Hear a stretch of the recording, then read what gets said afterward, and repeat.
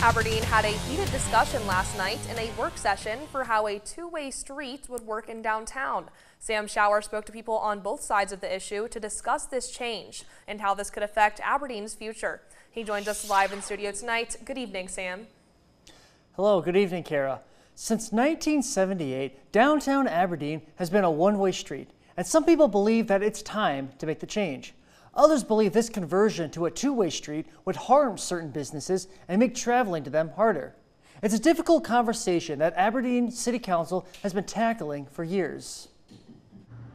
For the past couple of years, Aberdeen has had the debate of adding a two-way street to downtown. In a work session yesterday, that conversation unveiled two options of either adding a turning lane or not.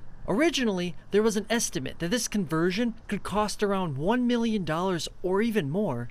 However, they went over them again. We took a little closer look at that here in the last few weeks and came up with an estimate for just strictly the concrete work and the restriping and those kind of things that would need to be done. And we came up with a price tag of around $200,000 for that work. This change has been pushed by the Aberdeen Downtown Association for years.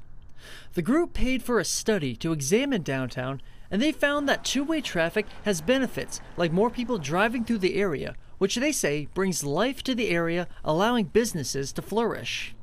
Board member Spencer Summers says this change is needed to help grow Aberdeen.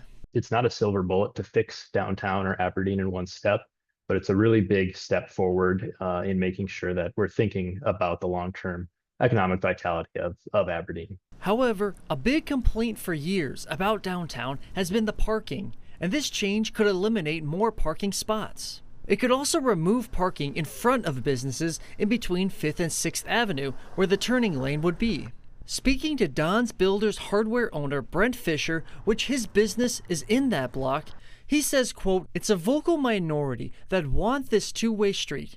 This will hugely affect my business along with others for the worse." He later continued saying, quote, "No officials ever came down to poll downtown business owners." Summers, who is for a two-way with no turning lane, says this is the best option to keep parking spots available for those businesses. But he does continue saying this change could help all of downtown. If we do this helps the small businesses on Main get more traffic, get more activity going by them, seeing them, hopefully helping them out, making more sales and returning that money back into the community. The next City Council meeting is Monday, where they will discuss the budget of the two-way conversion. Now, Fisher says if a vote does pass to continue the plan, he will rally community members and get a referendum to make the vote head to the people, where he says the community will disapprove of this plan.